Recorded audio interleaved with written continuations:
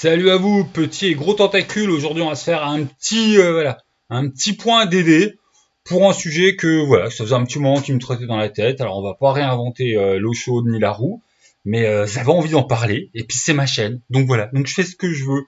Alors, on parle des classes, monoclasses et des biclasses. Alors, c'est un secret de Polichinelle. Une biclasse bien construite, avec des bonnes synergies et les bons dons, c'est plus cheaté qu'un monoclasse. Si on met entre parenthèses certaines classes qui sont surcheatées de certains univers.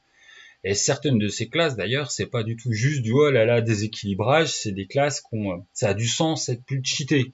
Voilà, je pense à ceux, par exemple, qui ont des grosses armures de combat dans Iron Kingdom, qui est une classe quand même bien pétée, mais voilà, ça a du sens par rapport à l'univers.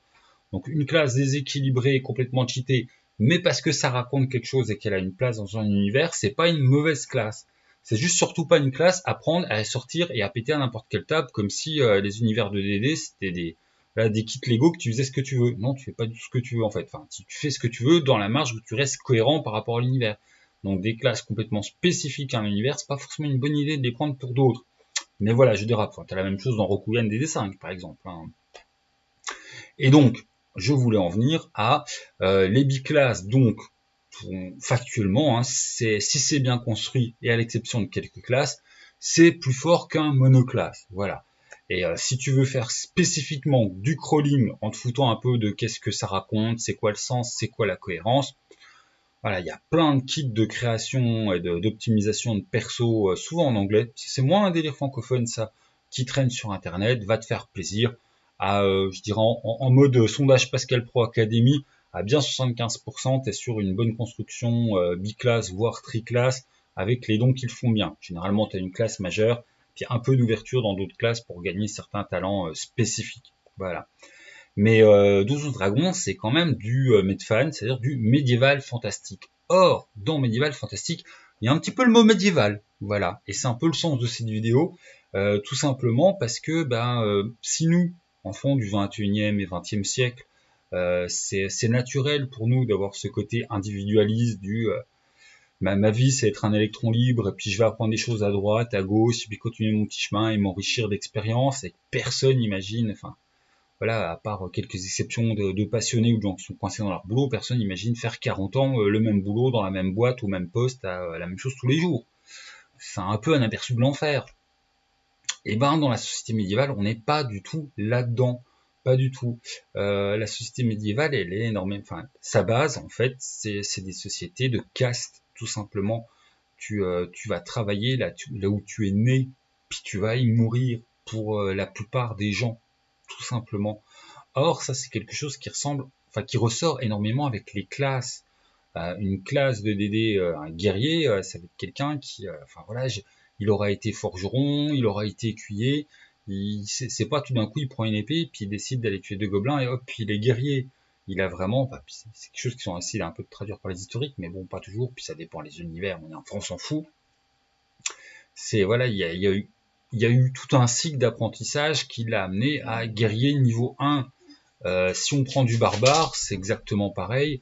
Le barbare, en fait, il vient d'une culture qui a un certain lien avec la nature, qui a un certain lien avec les esprits totémiques, ce qui fait que devenir barbare juste parce que j'ai monté de niveau entre deux scénarios, ça a très peu de sens parce qu'en fait, une classe, ça représente une dizaine, une quinzaine d'années en fait d'apprentissage par mimétisme, d'apprentissage tout simplement parce que tu as baigné en fait dans un champ culturel.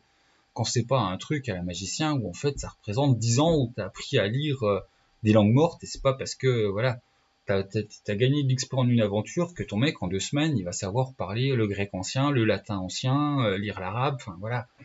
Et c'est un peu ça aussi qui nous permet des biclasses, quand on fait oh tiens j'étais guerrier niveau 1 et hop j'ai assez d'XP, dans notre aventure j'ai juste passé 2 semaines dans le monde imaginaire, mais tout d'un coup lui il est magicien, il y a un autre magicien dans le groupe, il a passé 15 ans à apprendre, mais lui il m'a appris en une semaine et demie, c'est bon maintenant je fais comme lui la semaine dernière.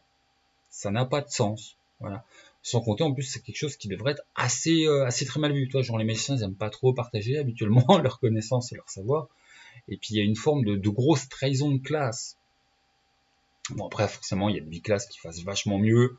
voilà, quelqu'un qui fait guerrier puis qui traîne tout le temps avec les troufiants de l'armée, bah, il y a des chances peut-être qu'il développe un ou deux petits niveaux de voleur et que ça a du sens. Mais voilà, c'est un peu des cas particuliers en fait je vais dire de côtoyage, c'est absolument pas français. Mais voilà, dans où vit ton personnage et qu'est-ce que vit ton personnage. Puis après, tu as les grosses classes du type exception, à savoir par exemple l'ensorceleur. L'ensorceleur, sa source de pouvoir, elle est innée.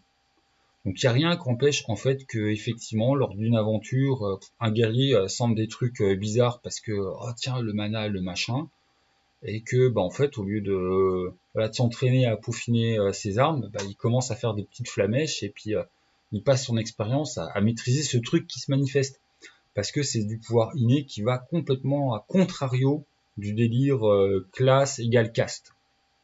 Même chose avec les occultistes. Pour être occultiste, en fait, bah, il suffit de passer un pacte avec une puissance, hein. Voilà, dans le scénar, vous rencontrez tous la reine des fées, il y en a un du groupe qui passe, hop, un accord avec Titania. Bon, ben voilà, il peut débloquer une classe d'occultiste parce qu'il aura littéralement accompli le truc que normalement que ça marque t'es un occultiste. Voilà, occultiste, en fait, ça pourrait être n'importe quelle classe, t'as été forgeron, t'as été mage, en fait, à un moment, tu signes un pacte. Point barre, et tes pouvoirs, ils tombent du ciel. Un peu la même chose avec les prêtres. Là, déjà, tous les prêtres sont pas des lanceurs de sorts, hein, mais le prêtre lanceur de sorts, là, c'est quelqu'un qui a la foi, puis à un moment, son dieu lui répond. On aura des petits problèmes par rapport à ces classes-là quand il faudra commencer à arriver sur voilà, les compétences de classe. Parce que la compétence de classe, quand tu commences à avoir des compétences de classe comme historique ou arcane, c'est plus dur d'expliquer que du jour au lendemain, tu as popé un savoir. Voilà, tu as popé un savoir-faire. Mais pour le côté lanceur de pouvoir de ces trois classes, on est justement complètement à l'inverse du magicien où normalement tu as passé une dizaine d'années d'études. Et puis voilà tout, hein. Je vais pas broder autour de ça. C'est pour ça qu'il me semble qu'en fait, généralement, parce que justement, il y a des cas particuliers qui sont intéressants, mais qui doivent pas être de la roue libre. Généralement, le monoclasse a beaucoup plus de sens si on cherche à avoir un tout petit peu de cohérence. Après, je vais pas vous baratiner. Moi, je préfère jouer des biclasses. Mais effectivement, même si comme moi on préfère jouer des big classes, c'est un moment, faut un petit peu essayer de respecter, et puis pas juste faire de la recherche de puissance pour sortir vivant du donjon, un peu de respecter voilà l'ambiance du jeu, et tu peux pas des biclasses ou des triclasses comme tu veux sous les fers d'un cheval, rien que parce que ben voilà, c'est au niveau des règles je suis d'équerre. Il n'y a pas que les règles, il y a aussi au niveau de l'univers et de la cohérence. Si tu n'as jamais traîné de ta vie avec des voleurs, d'où c'est que tu vas connaître leurs techniques, leurs pratiques, ça n'a pas de sens. Si ça fait 3 aventures que tu es guerrier mais que tu traînes avec des ruffians, ça a du sens. Voilà. Si vous avez fait une aventure et puis que rien que par roleplay, tu étais en mode puis il y avait plein de trucs magiques. Oh, mon personnage il ressent des trucs bizarres, puis il me dit ouais, mais c'est parce qu'en fait j'ai envie de faire un niveau de classe en sorceleur à mon prochain passage de niveau. C'est bien vu, c'est bien amené, ça amène le truc. Si, enfin voilà, vous avez compris le truc, si au moment de rencontrer une grosse puissance machin avec lequel il y a moyen de moyenner, voilà, tu signes ton pacte, ça a du sens que tu développes un truc occultiste, même chose avec la prêtrise, si t'as été pendant pas mal de scénars très justement quelqu'un qui respectait telle religion de cet univers, pourquoi pas te faire péter des pouvoirs de prêtre. Dans tous ces cas-là, ça a du sens. C'est par exemple beaucoup plus dur quand on est sur je choisis d'avoir un niveau de barbare. Choisir d'avoir un niveau de barbare, c'est un peu comme choisir d'avoir un niveau de magicien, il faut une ellipse temporelle en fait. Parce que ton mec, il a appris des trucs difficiles à prendre, il a eu tout un côté nouvelle culture. Et pour ça, à part avoir une ellipse, ça fait 5-6 ans que vous traînez dans la toundra avec voilà, la tribu barbare machin, ou ça fait 5-6 ans que t'as l'école de magie de la capitale bidule. C'est sympa sur la fiche de perso, ça te fait plus gros déduits, ça fait que tu balances des sorts et que c'est vachement pratique quand t'es guerrier, mais pour de vrai, au niveau de la signification, puis de ce que te racontent les classes en ce qu'elles sont, c'est un peu bidon, hein. C'est un peu bidon OSEF, hein.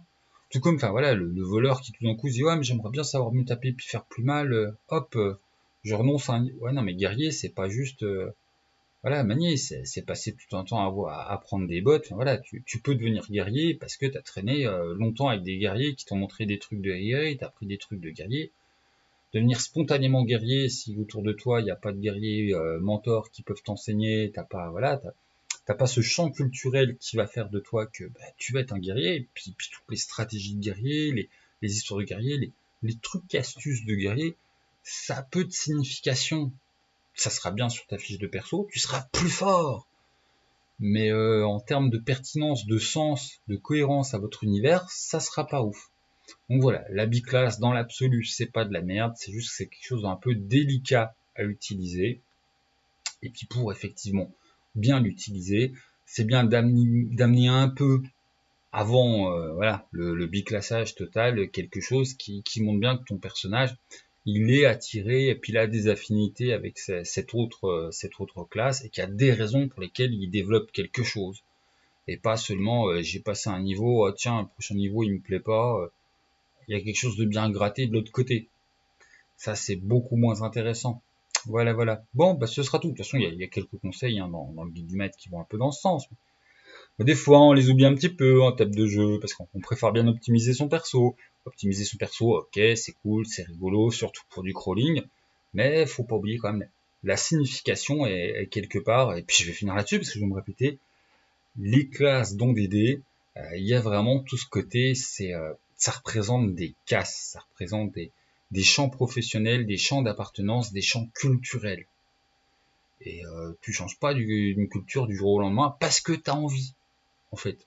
Ça prend des années voilà, de mimétisme, de symbiose pour réussir voilà, à emmagasiner un petit peu de parcelle d'une autre culture. Tout simplement. Bon, ce sera tout. Salut les gens, je vais bien.